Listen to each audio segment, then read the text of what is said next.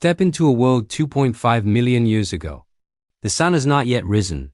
The air is thick, not with dew, but with fear. A group of our distant ancestors, Homo habilis, moves with silent urgency through the tall savanna grass. Up ahead, a zebra, already felled by lions, lies still. The pride has eaten its fill and moved on, but they're never far. These hominins, a dozen souls bound by hunger, advance. Their leader, a female named Ninkara, clutches a stone. It's rough, freshly broken, and its sharp edge has already drawn blood from her own hand. But this stone is sharper than any tooth or claw they possess. This stone means they will eat. They swarm the carcass.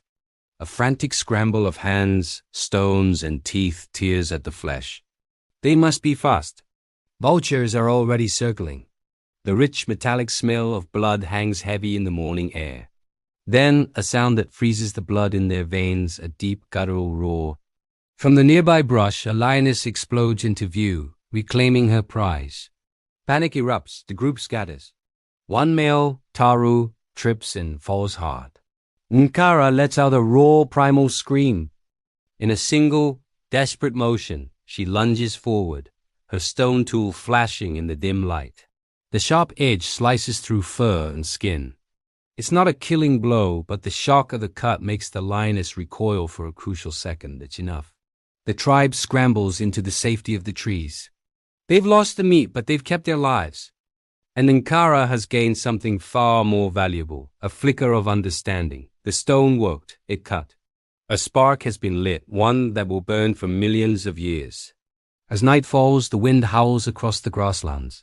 The tribe huddles in a shallow cave, the cries of hungry children mixing with the groans of the elders. The feast was lost, and the gnawing emptiness in their bellies is a grim reminder of their failure. But Nkara isn't defeated. By the pale light of the moon, she crouches over a pile of pebbles. Her hands, though trembling, strike one stone against another. Chip, flake, edge. Again and again. She works with a newfound purpose. She's not just breaking rocks. She's shaping them. Under her determined hands, the first true toolkit begins to form. Sharp flakes for slicing, and heavy cores for pounding bone. The plan is already forming in her mind. Tomorrow they won't be scavengers fighting for scraps. Tomorrow they will unlock a hidden feast. The next morning is hot and buzzing with flies. The lions are gone, leaving behind a scatter of bones picked clean of meat. To any other creature, this is a boneyard. To Nkara's tribe, it's a treasure chest. They set to work. The sound of stones striking bone echoes across the savannah. Their new tools crack open thick femurs, slicing through tough ligaments with surprising ease. For the very first time, they reach the prize within, the rich, fatty marrow. Energy, pure and potent, floods their bodies. The children, their bellies full, begin to dance, beating sticks on the dry earth in a joyous rhythm. Their stone teeth have given them a power they've never known. But they are not alone. Across the dry riverbed, another group of hominins has been watching. They are larger, more numerous. They've seen the new tools and a glint of desire shines in their eyes. They want them. The confrontation happens at dusk, as the sky bleeds from orange to purple. It begins not with a negotiation, but with a shout and a thrown rock. A child screams. The two tribes clash in a whirlwind of dust and fury. This isn't a territorial dispute. It's a battle for technology. Fists and crude stones fly. In the chaos, Nkara's purpose-built blade, the first of its kind, finds its mark, cutting deep into an enemy's shoulder. The raw shock and pain of the wound sends a ripple of fear through the rival group. They retreat, but not empty-handed.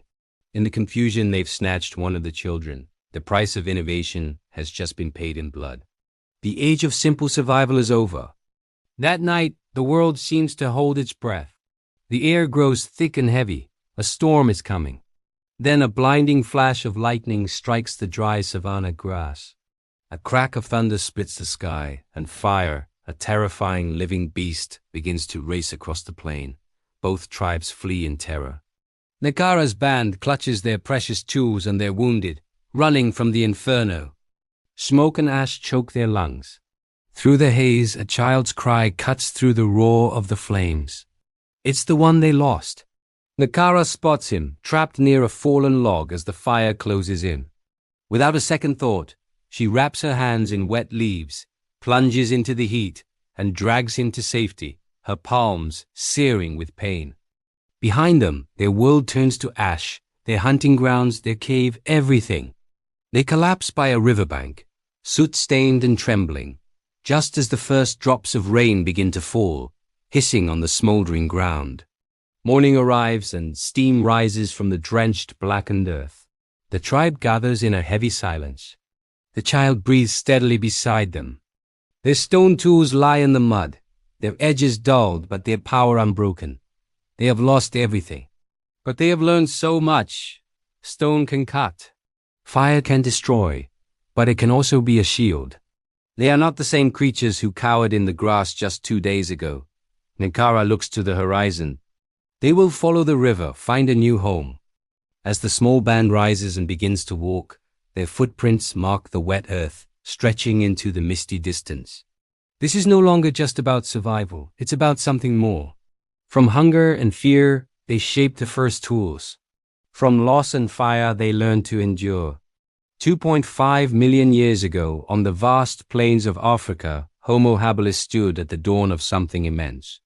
It was the moment survival became innovation, the moment instinct became the seed of civilization.